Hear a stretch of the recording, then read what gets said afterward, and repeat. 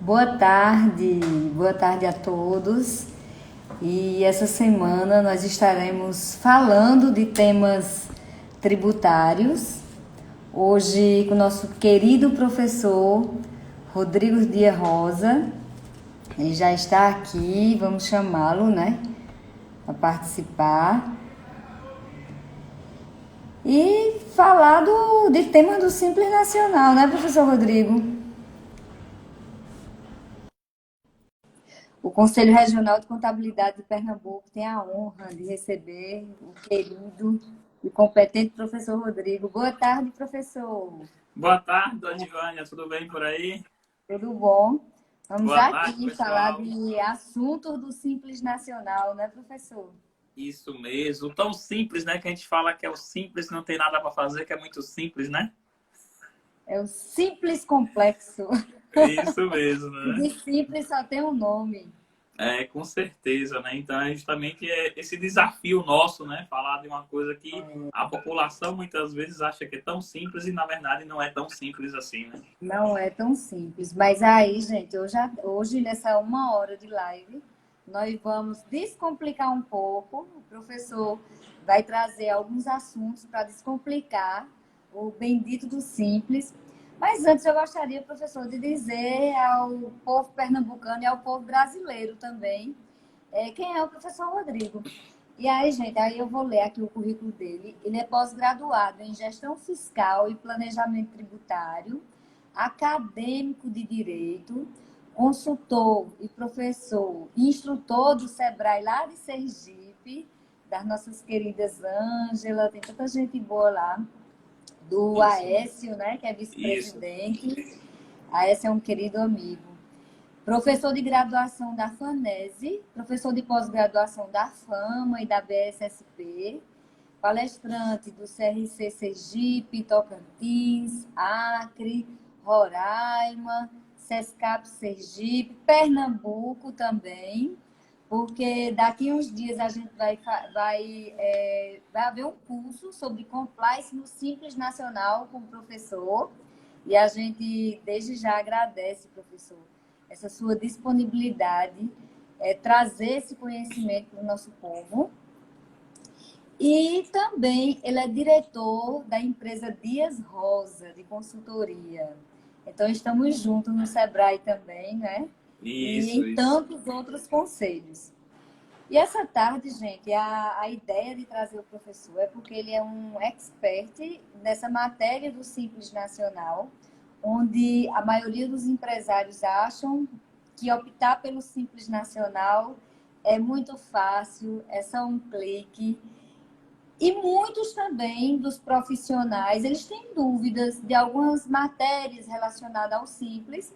Como nós estamos já passando por esse momento pandemia, mas que a gente já vai precisar fazer algumas opções agora. Então, nós viemos até vocês trazer um tema tão relevante das nossas empresas de contabilidade, porque além de presidente do conselho, professor, eu sou empresária contábil também. Também sou do Sebrae, sou sua colega, mas eu venho agradecer também quem está aí nos escutando, a nossa querida vice-presidente Débora Barros, que fez todo o contato e a mediação e tem feito um trabalho brilhante à frente do desenvolvimento profissional do Conselho aqui de Pernambuco. Então, professor, fique bem à vontade e nossa primeira pergunta é justamente sobre a questão do prazo de adesão ao Simples Nacional.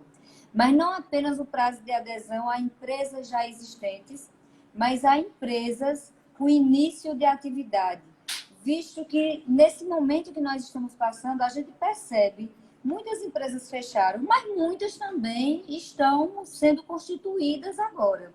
Fala um pouco para a gente.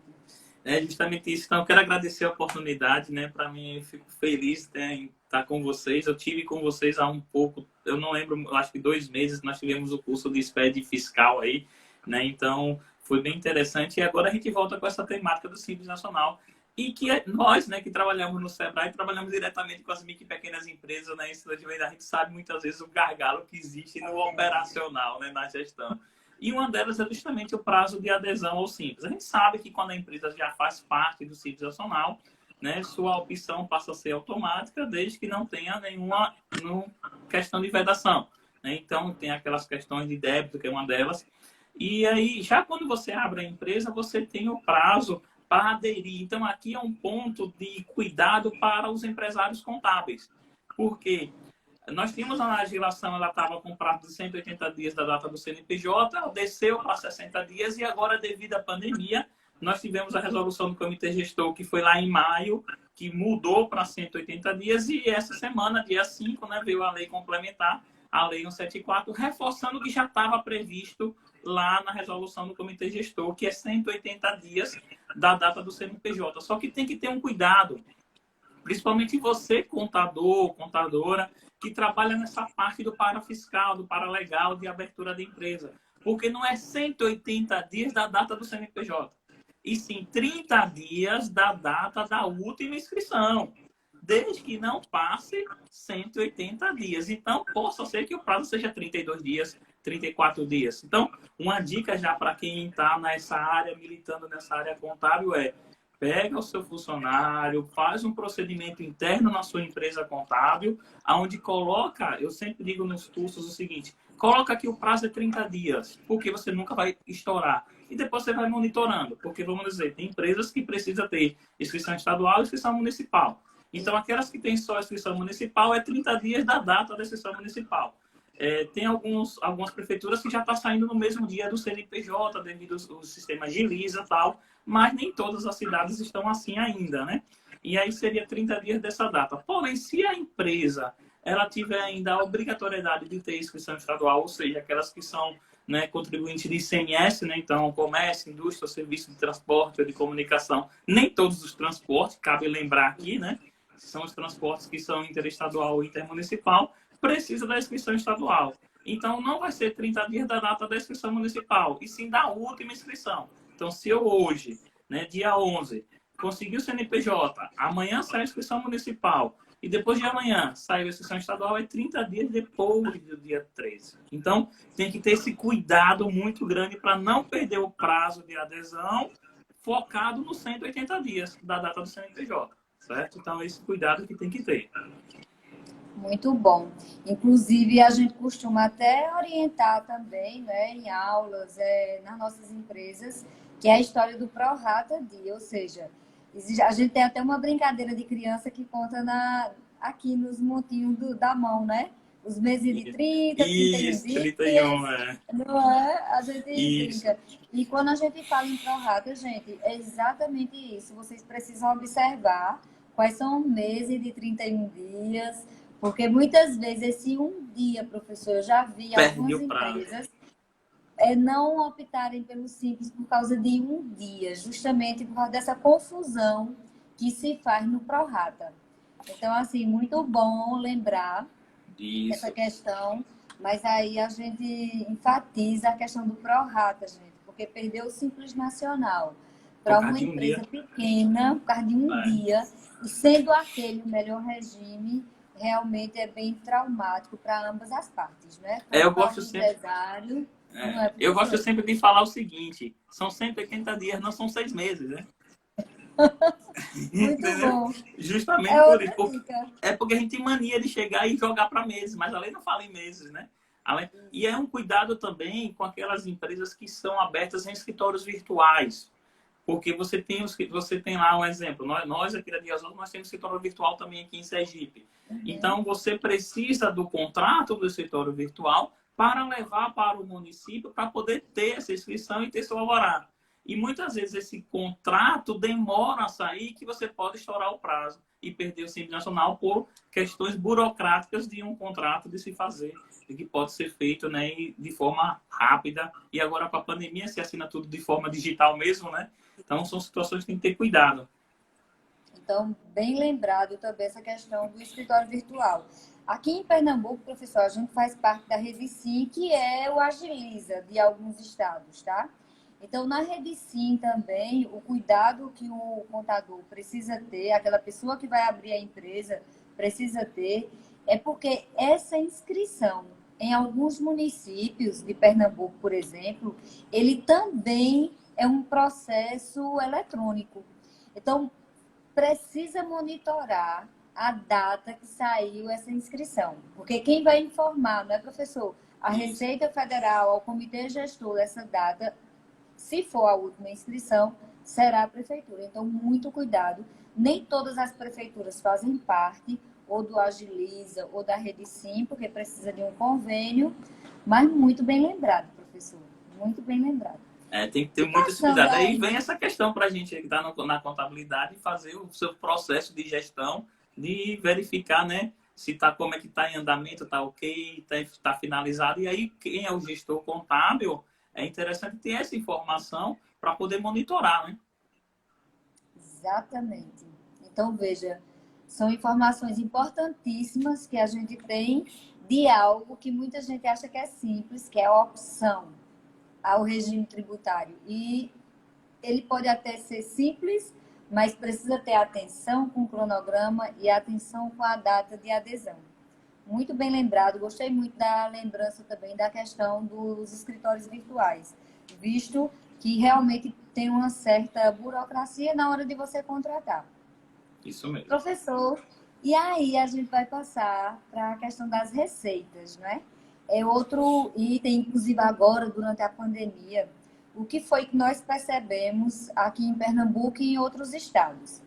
Muitos advogados enviando aqueles cards, falando sobre recuperação de tributos no Simples Nacional, justamente pela falta da segregação de receita, ou se não, oferecendo seus serviços pela questão da segregação das receitas, e que o contador, ele também é um profissional que que precisa estar formado para orientar e para realizar essa segregação das receitas.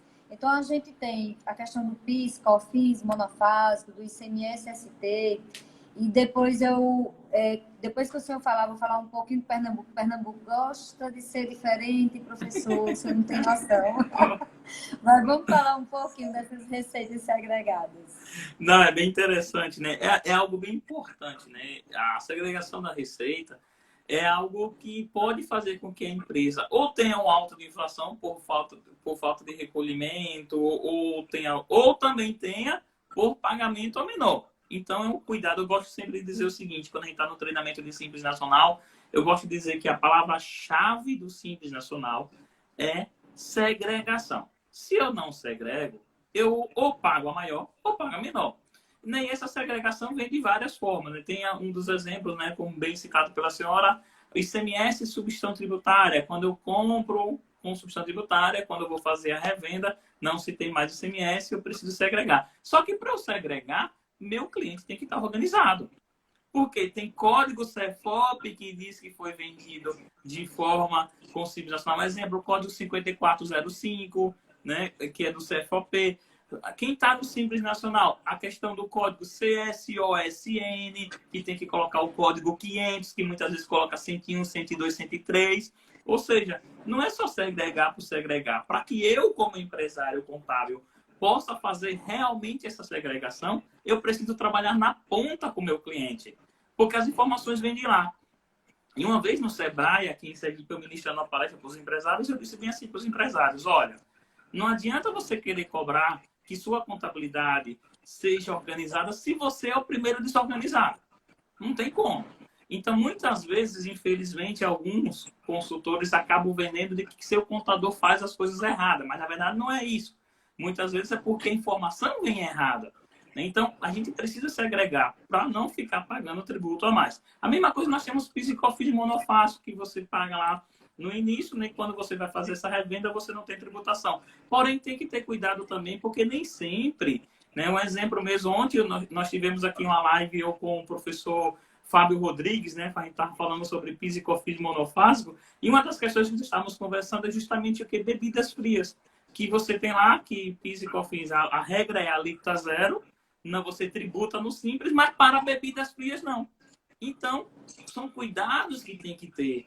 Então, a gente não tem aquele clínico geral, vamos dizer. Então, a gente tem que analisar cada caso para ver justamente essa situação. E aí, com isso, uma dica que eu sempre passo para todo mundo é: vai no seu cliente. As informações vêm de lá.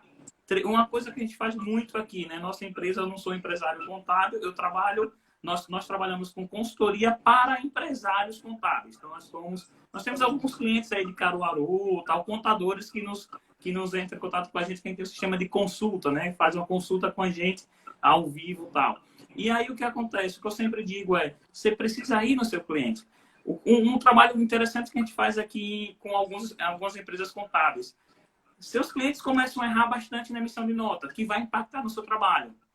Junta esses clientes e a gente faz um treinamento para o seu cliente explicando cada passo da nota fiscal, o que quer dizer aquilo, como é. Porque se você não treina o seu cliente, a informação vai vir errada para ti. E aí tu fica com raiva do cliente, muitas vezes, corrige no seu sistema, mas o problema não foi resolvido porque ele vai continuar errando. Então, precisa trabalhar os cadastro de cliente, cadastro de produto, e toda vez que tiver um novo produto, consultar a contabilidade antes, porque, infelizmente, a gente sabe que, na prática, mudam de sistema, o contador é o último a saber. Fazem cadastro, manda o pessoal do sistema de ter informação cadastrar, e muitas vezes, né, eles têm informação de sistema, mas não informação tributária. E isso vai impactar no Simples Nacional. Então, outra coisa, quando se trabalha com serviço também tem que ter aquele cuidado da segregação, que você tem o anexo 3, o anexo 4, o anexo 5, e aí você tem lá o anexo 4 que você paga o INSS patronal, né, o CPP, que popularmente a gente é brasileiro, gosta de colocar apelido nas pessoas, né? A gente chama de INSS, mas não é INSS. Então, o INSS patronal que paga por fora, e aí fica aquela questão. Eu tive um caso bem interessante, que a pessoa chegou para mim e disse assim, não, eu consultei uma determinada empresa que faz consultoria, ela disse que a empresa poderia estar no Simples Nacional. Eu disse, como você fez a pergunta? Não, eu perguntei que o serviço é tal. Sim, esse serviço pode estar no Simples, desde que seja assim, assim, assim. E o que é que você está fazendo? O contrário. Então, tem essas situações que a gente tem que ter, porque a gente, muitas vezes, acaba generalizando e não analisando o caso. E a segregação de receita é um dos pontos principais, que a gente tem que ter muito cuidado, nem para pagar demais, nem para pagar a menos. Porque quando a gente não trabalha com isso na segregação, infelizmente, quando se vem uma consultoria dessa de segregação, de fazer uma consultoria de recuperação de crédito, nós, contadores, acabamos sendo desvalorizados, porque muitas vezes chega como? A minha contabilidade estava fazendo tudo errado. Mas será que estava fazendo realmente errada? Ou o cliente permaneceu no erro e o contador avisando? Então, a dica que eu digo também para os contadores que estão aqui com a gente é: avisa o seu cliente, não fica calado. Avisa, ele está fazendo errado, manda uma carta, avisa, manda ele assinar. Porque num problema desse mais na frente, tu tem respaldo até do próprio CRC poder ter, se tiver alguma representação, alguma coisa assim. Então, são dicas como essa que a gente precisa colocar em prática. Porque quando o cliente vier dizer, fulano está tendo a recuperação de crédito comigo, mas isso aqui é aquilo que eu sempre te avisei, lembra que era assim, assim, assim, assim, assim? Então, ele já vai. Então, uma dica aí para o pessoal. Então, a segregação tem que ter muito cuidado nesse sentido. E, assim, a gente até diria o seguinte, é uma oportunidade para o empresário contábil, ao contador, nessa questão da segregação, prestar uma consultoria ao seu cliente na parametrização do sistema. Até porque os programadores, as pessoas que representam esse sistema, normalmente, elas não têm esse conhecimento tão a fundo que nós temos de dizer quais são os produtos que necessitam de segregação. E sem falar que são muitos os estados, né? E cada estado ele tem uma legislação diferenciada. Por exemplo, Pernambuco, ele não aceita segregar o ICMS para produtos isentos, por exemplo. Até hoje está adormecido lá na gaveta essa questão. Então, alguns estados existem algumas particularidades justamente voltadas à segregação do ICMS. A título de união, já fica... Lógico, é união em todo o território nacional, mas na questão do ISS, são mais de 5 mil municípios. A questão dos estados, eu chamaria a atenção, né, professor? Mas, professor, antes eu queria deixar um beijo bem grande. Tem uma pessoa muito querida aí da minha terra, lá do sertão do Araripe, de Araripina, que é a empresária Fidélia. Eu estou muito feliz por ela estar aí nos escutando. É empresária do ramo gesseiro. E nós temos nossos conselheiros, o vice-presidente Arnaldo, o conselheiro Lourdes Gama nos assistindo, a Vanúzia também, a Claurisdete, ela é uma contadora lá do Sertão, a Mabel, nossa representante em Trindade, estou olhando aqui, tá? O Will, Alciene de Palmares, Emanuel Santana, pessoal de Arco Verde, Serra Talhada, Petrolina, ou seja, eu acho massa essa questão da live e de toda essa transformação digital, justamente porque essas pessoas que viviam no Agreste, no Sertão, nos vários sertões, eles não tinham condições também de vir sempre a Recife. Então, ou o CRC deslocaria seu profissional, ou eles gastariam muito para poder vir até aqui. E aí, essa democracia da transformação digital, a Kalina aí acabou de entrar, gente, beijo no coração, tá? Faz com que a gente consiga incluir todos, independente de onde esteja morando, né, professor? Isso mesmo. Ficou mais, vamos Vamos lá. assim, ainda você fica em casa e a educação chega do mesmo jeito, né? E é bem interessante tu falando isso. Eu quero até, algumas pessoas estão entrando aqui também, alguns alunos aqui de Sergipe, então o Pereira, eu vi aqui também a Essia. Então, um grande abraço a todos vocês. Minha esposa também entrou, que eu vi aqui, Michelle, para ela. Tá com o nosso bebê, que a gente tá em isolamento social, certo? A gente tá em isolamento desde o dia 14 de março, né? Então, ela tá lá com o nosso bebê. Então, assim, é justamente isso. Ó, a Vanusa tá colocando aqui o CRC para o mundo, né? Isso mesmo, né? Então, é justamente isso, porque a gente leva... Ó, eu fui ministrar um treinamento de Simples Nacional aí em Caruaru, eu tive que sair daqui de Sergipe no dia anterior, foram 6 horas de carro, tive que ficar lá, tive o treinamento, foi o sábado o dia todo, né? E depois o domingo só pela manhã. Aí na segunda que eu voltei, então olha o tempo de deslocamento, né? Para mim foi bom que eu acabei levando a família, né? E aí fomos fazer compra lá em Caruaru, né? Então, mas assim, você vê o tempo de deslocamento, tudo isso, né? Então, justamente ajuda nisso, né? Então, e muito, uma coisa que eu gosto muito de dizer é que os treinamentos, né, da forma que nós estamos fazendo, que o CRC tem feito em todo mundo, ele não tem diferença muito grande para o treinamento presencial, só não tem um calor humano, né? E eu digo que no outro treinamento mesmo que eu fiz, eu estava com o pessoal de Rondônia, eu disse, agora vocês vão se reunir em grupos para poder fazer atividade. Aí olhou como? E a gente vai lá, divide em salas simultâneas, o pessoal se junta e começa a fazer atividade. Então, é a mesma forma que a gente tem, né, na forma presencial. Né? É verdade. E aí, a gente falou aqui de segregação de receitas, gente, falou da opção do Simples Nacional. Nós vamos agora falar um pouquinho de obrigações acessórias, mas tem um botãozinho lá embaixo que é uma interrogação. Quem quiser fazer perguntas, pode ir fazendo, ou se não fazer aí no modelo tradicional mesmo, da gente está aí. Fabíola, obrigada. Tá vendo, professor? O negócio aqui tem que dar beijo também. É um povo muito querido. E vocês podem fazer perguntas, se tiver alguma dúvida sobre a segregação, sobre a opção. A gente vai falar agora sobre a questão das obrigações acessórias, não é, professor? Mas vamos reservar os minutos finais também para que a gente possa esclarecer dúvidas aí do nosso público tão querido. Isso mesmo. E assim, as obrigações acessórias estaduais. Então, aí eu falo o seguinte, cada estado tem suas obrigações. Eu gosto muito do meu estado, certo? Quando eu estou viajando por aí na BSSP, ministrando treinamento no Brasil todo, os alunos dizem assim, professor, eu queria estar no seu estado. Por quê? Meu estado tem obrigação nenhuma. Meu estado, a única questão que nós temos nem autenticar. Era autenticar, agora a gente conseguiu tirar isso, porque eu faço parte de uma comissão, Giovana, que eu represento o CRC e o SESCAP dentro da Cefaz. Então, a gente constrói a legislação junto. Nós temos reuniões mensais e a gente leva os pleitos da categoria para poder discutir. Então, nós temos a reunião uma vez por mês com a Secretaria do Estado da Fazenda e uma vez a cada 2 meses com o município de Aracaju. Então, nós conseguimos mudar a legislação do Estado de Sergipe, onde a empresa do Simples Nacional não precisa autenticar livro de entrada, só precisa ter o livro, só ter. Falar, só que já estamos discutindo agora também nem ter o livro, certo? Nós tínhamos a obrigação da DSTDA, que começou aí em Pernambuco, né? E aí também a gente conseguiu tirar a DSTDA, a empresa do Simples não manda nada, porém cada estado tem sua obrigação. Então você tem o DSTDA, você tem estados que cobram SPED fiscal no perfil A, então vai depender muito de cada estado. E aí, né?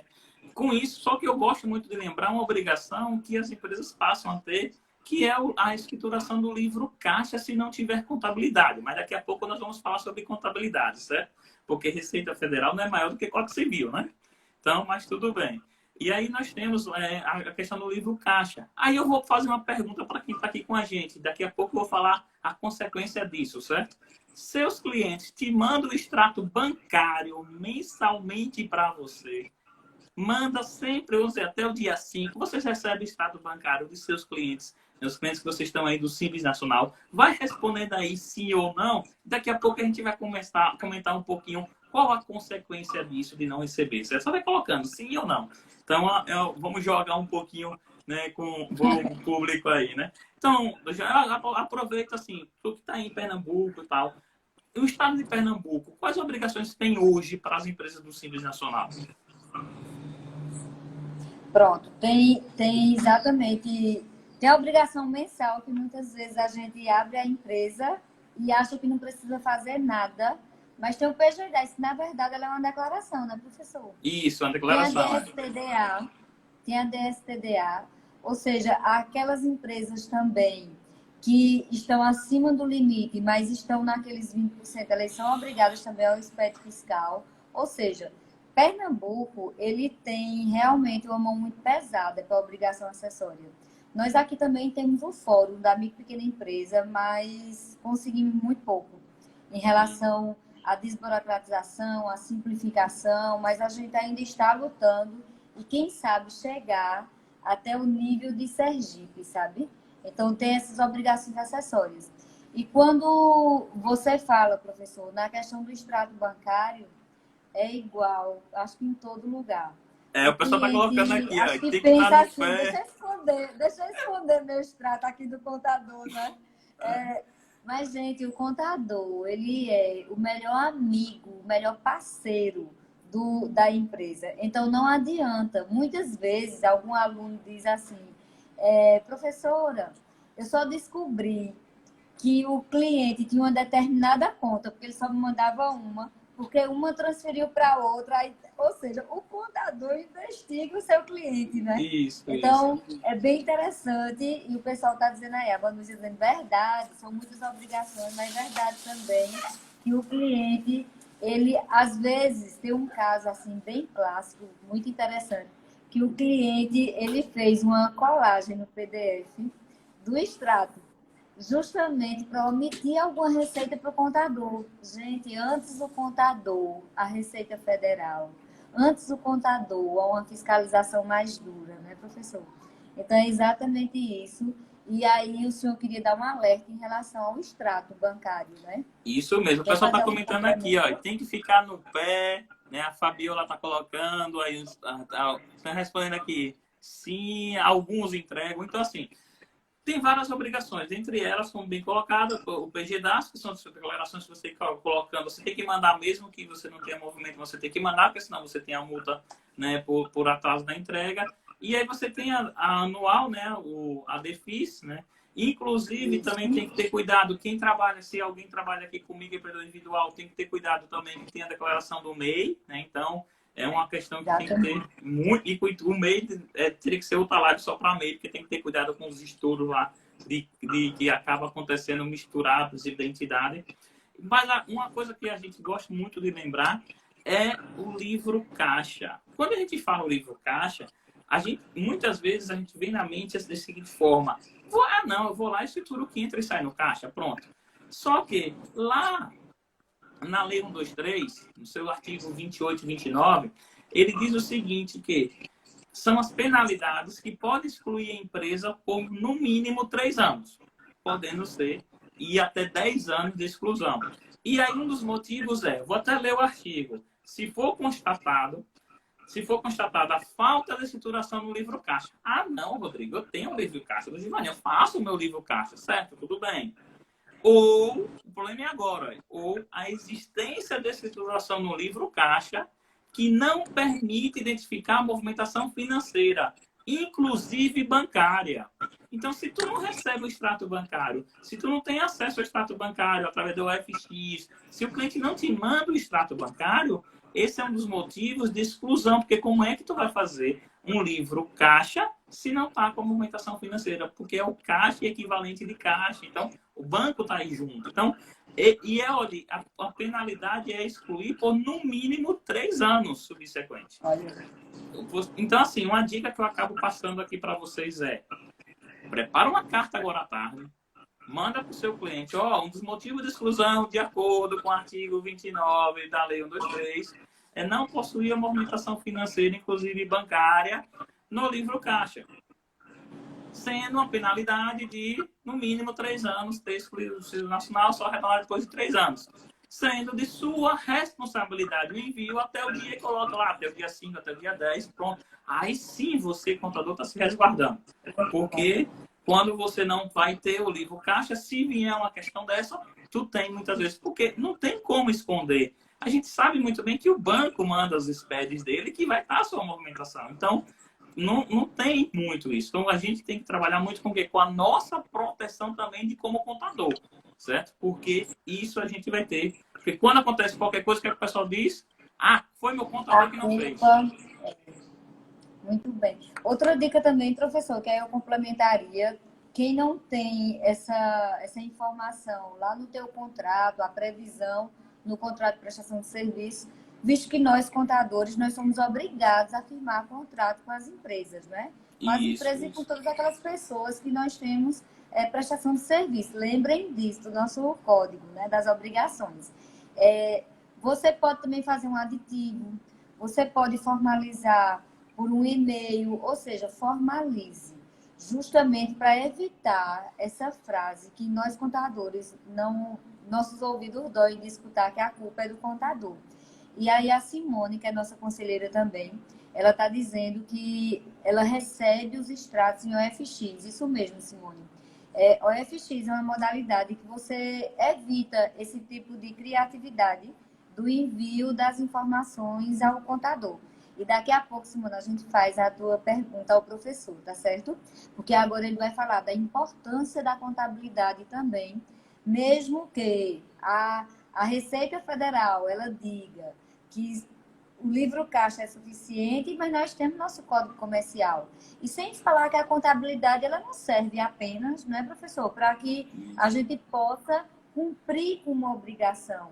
Mas a contabilidade, nós contadores temos a obrigação de mostrar aos nossos clientes que ela serve para que você tenha um desenho, um mapeamento da sua empresa, informações preciosas para tomar decisão, informações muitas vezes simples, ou seja, que você pode reduzir despesas, alavancar suas receitas. Então, vamos aí para a obrigatoriedade da contabilidade. Isso mesmo, porque assim, uma das coisas que eu digo, eu não vou entrar muito na questão de valorização, mas a gente acaba escutando muito isso. Sou desvalorizado, contador desvalorizado. E aí o empresário muitas vezes chega para o contador e diz: eu quero que você faça só isso aqui para mim, sei lá, só o fiscal, só o DP, e esquece contabilidade, né? Porque eu estou no Simples, o Simples diz que eu tenho que ter o livro caixa, pronto, tranquilo, certo? Só que temos que lembrar ao empresário que ele não tem opção se quer ou não ter contabilidade. Ele é obrigado a ter contabilidade. Rodrigo, onde é que a gente pode ver isso? O artigo 1179 do Código Civil, que diz: o empresário e a sociedade empresária são obrigados, não é opção, a seguir um sistema de contabilidade e a levantar anualmente balanço patrimonial e DRE, demonstração de resultado. Ou seja, não é o CRC que está dizendo, não é a Receita, e sim o Código Civil. Então, a exceção que nós temos aqui é o meio e o pequeno produtor rural. Mas, assim, a regra é essa. Então, aqui já é um ponto que acaba levando para a gente o quê? A nossa valorização, seu empresário. Tu não tem opção. Tem que ter. E a contabilidade é uma ferramenta de gestão. Porque com a contabilidade você consegue prever o futuro. Você consegue fazer as análises do futuro. E uma coisa que eu fico brincando muito, teve um caso que eu fui atender, aonde o empresário chegou para mim e disse assim: não, eu quero que você veja se eu estou tendo lucro ou prejuízo. Eu disse: como? Você não tem contador? Tenho. Sim, então você... E ele te manda balancete mensal? Manda contabilidade mensal? Manda. Você é do CIB, né? Sou. Aí eu disse: vou saber se é verdade agora. Aí eu perguntei: quanto tempo você manda os extratos? Todo mês, a cada 2 meses? Como é? Aí virou para mim assim, e tem que mandar? Então você sabe que não tem contabilidade. Se não manda nem os extratos, não tem nem contabilidade, né?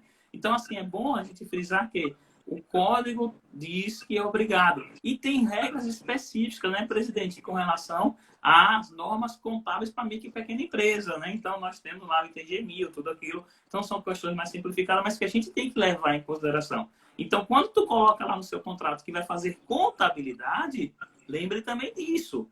Quando você tiver uma fiscalização, você tem que prover essa contabilidade de acordo com as normas. E lá no Simples Nacional ele diz o seguinte, que se você não tiver contabilidade, você pode ter o livro caixa. Se você tem contabilidade, você não precisa do livro caixa, porque já está tudo dentro da contabilidade, né? E outra coisa, vamos ser sinceros. Pegar um livro caixa, dizer tudo que entrou e tudo que saiu, automaticamente você está fazendo a contabilidade. Porque tudo passa pelo caixa e pelo banco, praticamente. Então, de lá vai para algum lugar. Então, ou seja, é um trabalho tremendo que acaba podendo ter uma valorização até da profissão. E usando também esse argumento que nós temos, que é realmente real, nós temos aquela possibilidade dos lucros serem distribuídos, né? Quando você tem contabilidade. Então, são situações que a gente tem que muitas vezes verificar e não deixar as margens, né? Muitas vezes brechas para que possa ter uma autuação, algo assim, né? Foi muito importante falar da questão dos lucros. A gente tem percebido, principalmente como consultor do Sebrae. Consultor do Sebrae, eu digo que se Deus quiser, e até quando eles quiserem, eu não deixo nunca, porque é um momento de pesquisa até que a gente faz, né, professor? Você está ali juntamente com os pequenos empresários, médios empresários, mas você está bebendo na fonte de todas essas problemáticas. Então, outro dia, o que foi que nós percebemos? Um determinado empresário estava distribuindo o lucro, colocando lá no seu imposto de renda, porque ele ouviu falar que era 8%, visto que ele era comércio. Então, 8% do faturamento ele jogava lá. E aí a gente perguntou, né? Mas a sua contabilidade está sendo feita? Como é que está sendo feita? A DIF está sendo enviada, né? Porque aí tem outras obrigações que você cruza. E não estava. E exatamente esse empresário, ele caiu na malha do imposto de renda pessoa física, justamente porque não estava na DIF, simplesmente achava que você poderia extrair os 8%, ou no caso de serviço, 32%, e colocá-lo lá na tua declaração do imposto de renda pessoa física. Então, gente, importantíssimo que não apenas nós, contadores, que a gente entenda o que o professor Rodrigo acabou de falar, acabou de esclarecer sobre a importância da contabilidade para que você possa realizar a distribuição de lucros isenta.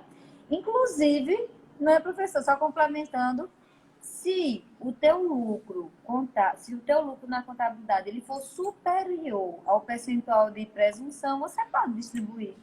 Olha que coisa legal. Então, mas também esclarecer esse empresário.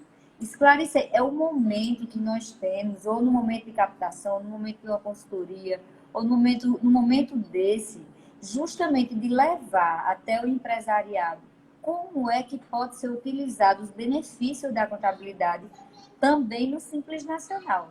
Isso até porque na distribuição de lucro, o que é que diz lá? Se eu opto pelo livro caixa, eu não tenho contabilidade. Se eu não tenho contabilidade, eu tenho que usar os percentuais de lucro presumido. E aqui a gente tem que ter esse cuidado mesmo, como a senhora está falando, porque, eu tenho 8%, eu começo com 32% de serviço, só que não é só jogar 8,32 se você não tiver contabilidade, né? É 8,32 menos o imposto de renda dentro do DAS. E aí, muitas vezes eu já vi, na prática, o pessoal pegar, multiplica por 32% já distribui, ou seja, distribuiu a mais, ou multiplica por 32% e diminui todos os tributos do Simples, ou seja, distribuiu a menos. Porque vai lá na resolução do Comitê Gestor que diz que é o percentual menos o imposto de renda pago no DAS. E dentro do DAS a gente sabe que tem 8 tributos, né? Então não diminui tudo.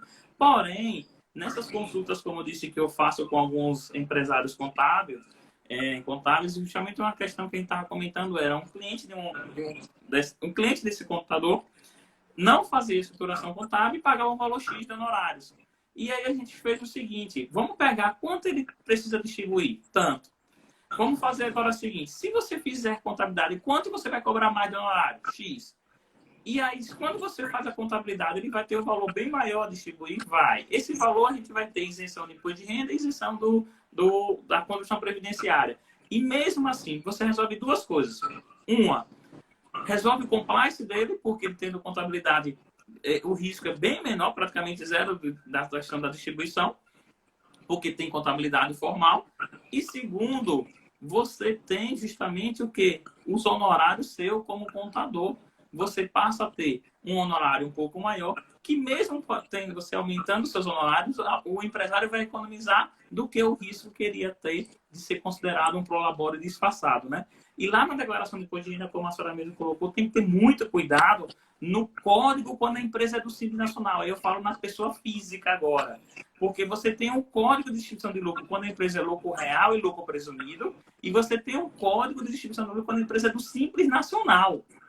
Então, está na mesma ficha lá de rendimentos isentos. Só que são códigos distintos quando a empresa é do Simples e quando a empresa não é do Simples. É justamente esse cruzamento que a Receita Federal faz. E aí nós temos, né, justamente a DEFIS que vai cruzar isso. E se for em dinheiro, tem que ter a DME, dependendo do valor. E é todo um cruzamento. E dizem que Simples não tem fiscalização nenhuma, né? Olha aí quanto cruzamento de Ainda tem o informação. COAF, né, E ainda tem o professor? COAF, né? COAF também. Se Ou fosse a seja, gente dizer as obrigações, seria a live toda só citando, né? só de obrigações. Mas a gente, como contador também, eu costumo dizer que a gente não estudou muito sobre a questão da comunicação ao cliente.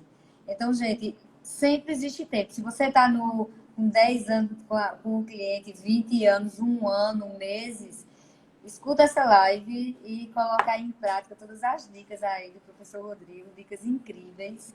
E daqui a pouco a gente começa a responder. Vou colocar aqui as perguntas, professor, para o senhor. Mas aí tem a questão da retificação do PG-10, que aí a gente combinou que ia falar um pouco sobre isso. Então a gente tem que ter um cuidado com retificação. O que acontece? Até o ano passado, você retificava lá o PG-10, você já tinha lá o valor que você tinha disponível, você fazia sua recuperação de crédito, a bendita recuperação de crédito, como a gente conversou há pouco. Só que alguns profissionais acabavam desvirtuando situações como essa. E aí gerou algumas operações da Polícia Federal, né, com relação a falsos créditos de PIS e COFINS, com relação a falsos créditos de ICMS. E aí, com isso, em dezembro, eu lembro muito dessa data, porque nessa data eu estava indo ministrar um treinamento, um módulo da pós-graduação em Marabá, no Pará. E quando o meu voo pousou aí em Recife, que aí foi quando foi publicado, né, essa resolução que eu vi no WhatsApp. E naquele mesmo momento que ela tinha publicado o SA 149, que é a resolução 149 e a resolução 150, que altera algumas regras, e gerou muita polêmica, porque era que justamente uma delas tirava muitas atividades do MEI. E aí eu fiquei na fila, lá no aeroporto, na fila para entrar no avião, fazendo transmissão ao vivo. O pessoal que estava entrando no avião olhava para mim e pensava, esse cara é doido fazer um negócio desse.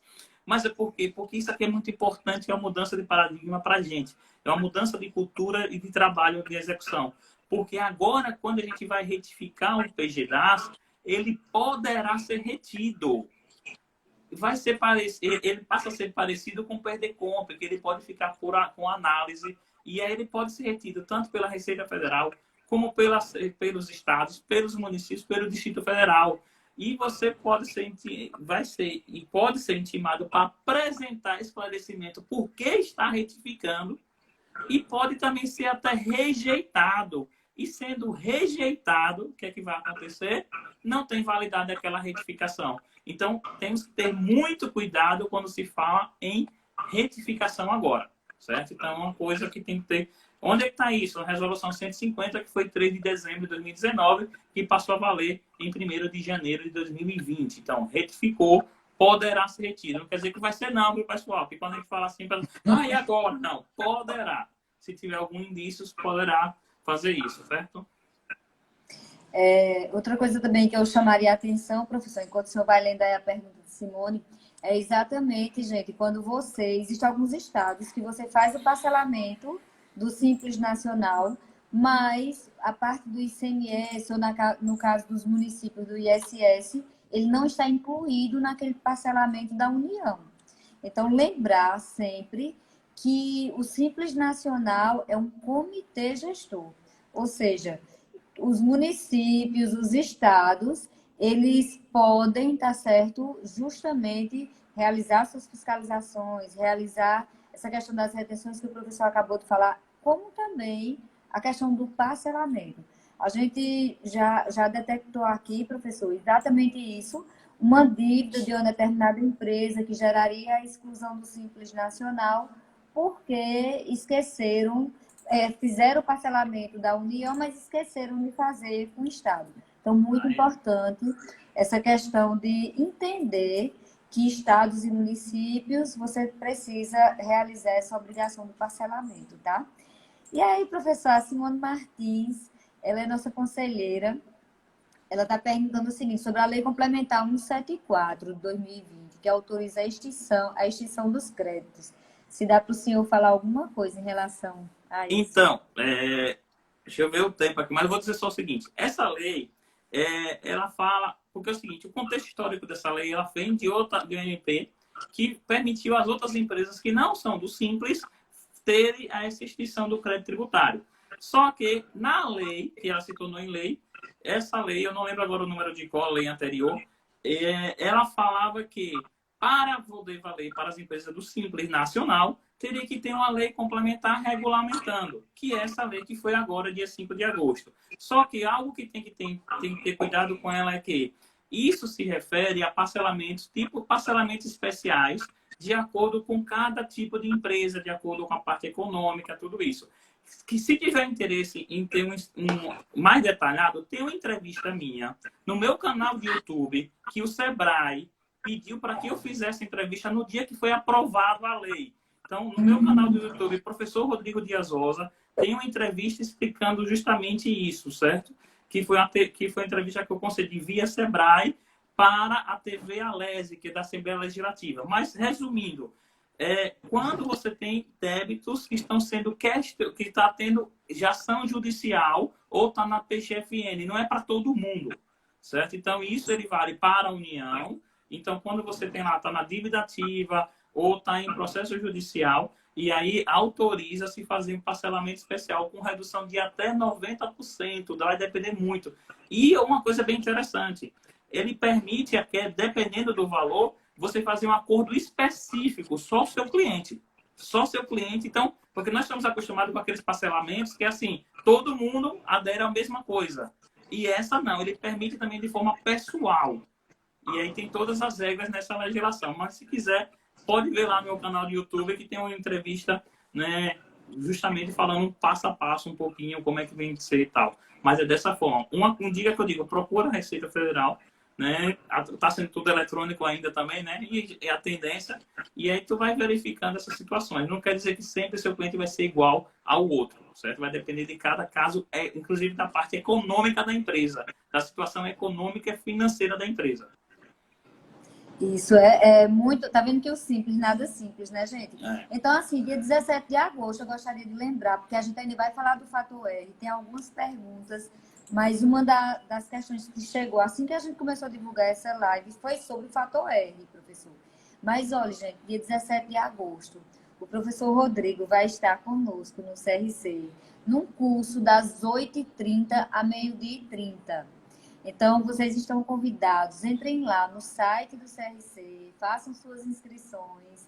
E aí, sempre que possível, ele tiver agenda, a gente traz aqui também nas lives do Instagram. Nós estamos agora com 11 minutos do final. Aí eu vou pedir para ele falar sobre o Fator R. E caso dê tempo, a gente faz essas outras perguntas, mas de toda forma, gente, a gente pode enviar para o professor Rodrigo e depois a gente dá o feedback a vocês. Mas, professor, vamos falar um pouco sobre a questão do Fator R, dessas empresas que são optantes pelo Simples Nacional. Um cuidado que a gente tem que ter no Fator R, que aí é um problema sério que eu acabo indo quando eu vou fazer consultoria, muitas vezes, é a parametrização do seu sistema contábil, certo? Por quê? Lá na lei, o Fator R nada mais é do que você vai dizer a proporção da folha de pagamento referente à receita. Só que A lei do Simples Nacional diz que o fator R, considera-se fator R a folha de salários paga. Então, como é paga, eu digo sempre, quem faz fator R tem que ser o contábil, porque é o contábil que sabe se o cliente pagou ou não o salário dos funcionários. Aí ele diz, salário pago, valor efetivamente recolhido de FGTS, e ele fala valor recolhido da contribuição patronal. Aí vamos trazer para a prática agora. A gente sabe que muitas vezes se o fator R der 0,28, se a empresa tiver no anexo 5, aquelas atividades, ela pode ir para o anexo 3. E um exemplo, na primeira faixa está lá 15,5, vai pagar 6% de tributo. 15,5 para 6. Só que também essa lógica não é sempre assim. Às vezes você tem, exemplo, fisioterapia, está no anexo 3, pode ir para o 5. Então fica um ou outro. Um cuidado que a gente tem que ter é verificar isso no nosso sistema, como está sendo alimentado. Por quê? Porque pode acontecer, um exemplo bem clássico que tem acontecido agora. As empresas estão fazendo o parcelamento do FGTS. Se está parcelando, não pode ir para o fator R no mês da geração do FGTS, e sim no mês do efetivo pagamento.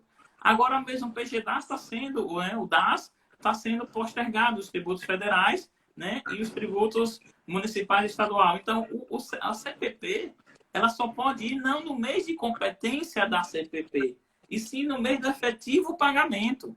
Então, olha o controle que a gente tem que ter para poder fazer o fator R. Tem que controlar pagamento. É caixa, não é competência. E aí eu digo sempre, quem faz o fator R? Muitos acabam me respondendo, não, o setor fiscal, o setor do DP, mas o setor fiscal sabe se foi pago? O setor do DP sabe se foi pago? A informação chega onde? No contábil. Se chegar o extrato bancário também, né? Né? Olha as consequências, né? Tem meio extrato bancário que você pode ser excluído do Simples porque não tem, e pode estar calculando o fator R errado porque é valor pago, não é valor de competência. Então, esse é um dos problemas sérios com relação ao Simples Nacional. Então, quando a gente vai ter esse treinamento de compliance, é justamente isso. Quais são os gargalos que a gente pode resolver, né, no nosso dia a dia de forma prática mesmo. Então, ótimo. Gente, a programação do curso do dia 17 está, assim, incrível. E muito bem lembrado, professor, que é justamente regime caixa. E aí, nossa querida Simone, ela pergunta também sobre se o senhor pode falar um pouquinho da tributação do imobilizado antes dos 12 meses, que ainda dá tempo a gente responder essa, né? Isso. Pronto. Com relação ao que acontece, nós sabemos muito bem que quem trabalha com ICMS é muito comum isso, né? Considera-se imobilizado para você reduzir a base de cálculo do ICMS, aquele veículo utilizado acima de 12 meses. Essa regra também vem para cá para o Simples Nacional. Então, para o Simples Nacional é considerado ativo imobilizado. Então, você pode ver lá na resolução 140 também acaba falando, e na lei 123, quando você faz uma venda após 12 meses. Então, quando você tem essa venda, é considerado para o Simples Nacional depois desse prazo. Então, se você faz uma venda de imobilizado antes desse prazo, ele é considerado como receita da empresa, vai normal. Quando é depois desse prazo, ele é considerado como venda imobilizada, ele tem que calcular por fora o ganho de capital. E aí, se eu não tenho contabilidade agora para calcular depreciação, para calcular tudo isso, tem as regrinhas lá que acaba explicando.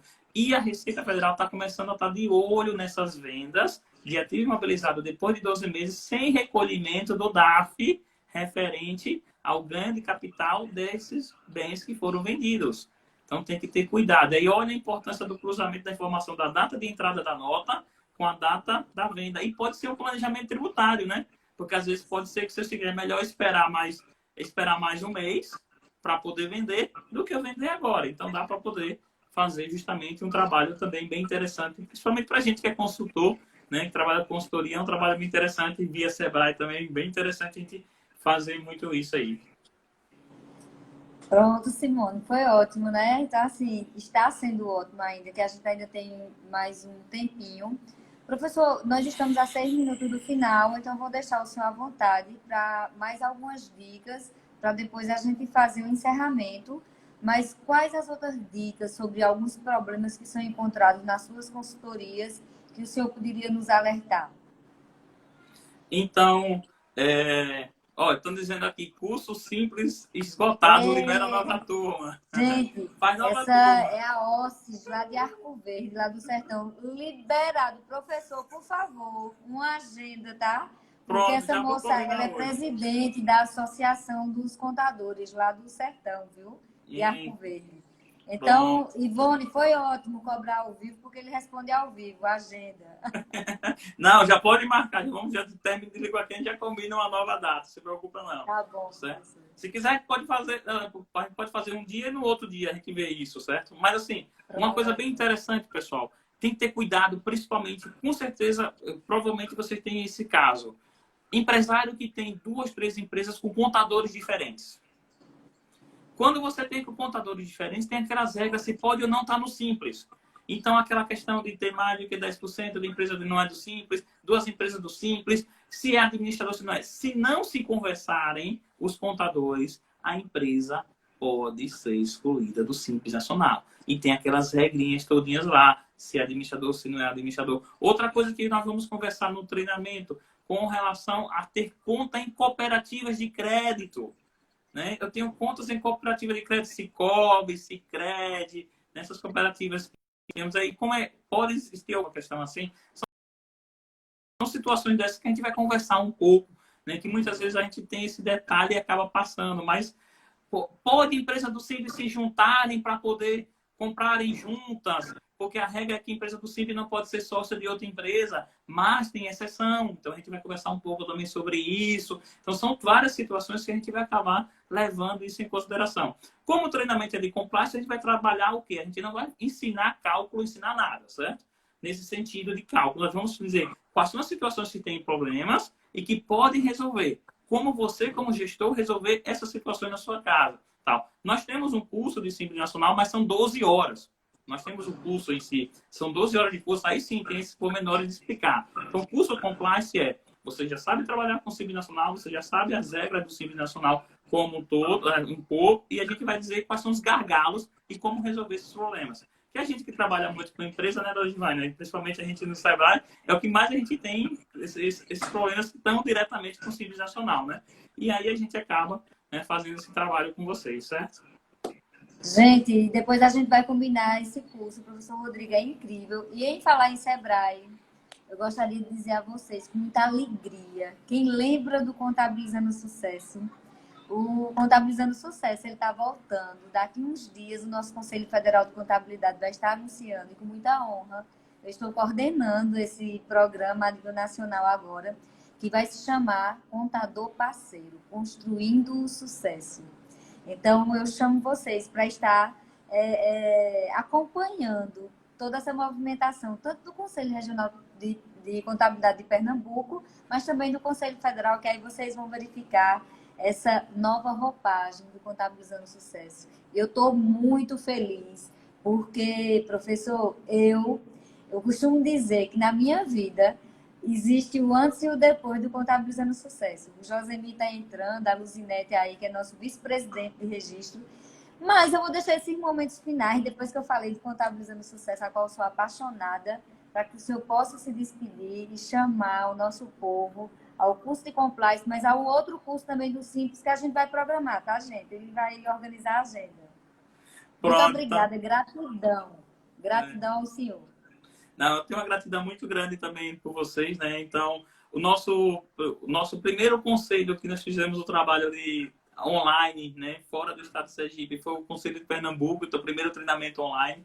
Então, quero agradecer profundamente, né, a senhora, também a Débora, né, uma parceira, a gente conversa sábado, domingo, feriado, para poder sempre querendo levar ideias novas aí para o CRC, então ela está de parabéns, né, na vice-presidência, então é justamente esse trabalho que a gente tem. E aí, pessoal, vamos fazer o treinamento. O treinamento é compliance, é só regras de compliance mesmo, como esses gargalos. Vocês veem que é uma linguagem bem simples. A gente justamente traz a forma no nosso dia a dia para que vocês possam implantar e, muita situação é o seguinte, proteger vocês também como profissionais contábeis, certo? Então, a gente vai trabalhando justamente isso, como algumas dicas que a gente teve aqui. Então, muito obrigado mesmo a todos vocês. Um grande abraço. Encontro vocês no treinamento. E aí já vamos marcar também, né, o outro de Simples Nacional. Então, vamos ter justamente, porque se for depender do CRC, vocês vão ter educação sempre que chega para você, você fica no seu escritório, fica na sua casa e chega. Agora, o nosso treinamento, pessoal, é de forma online e ao vivo. Então, durante o treinamento, vocês fazem atividades, certo?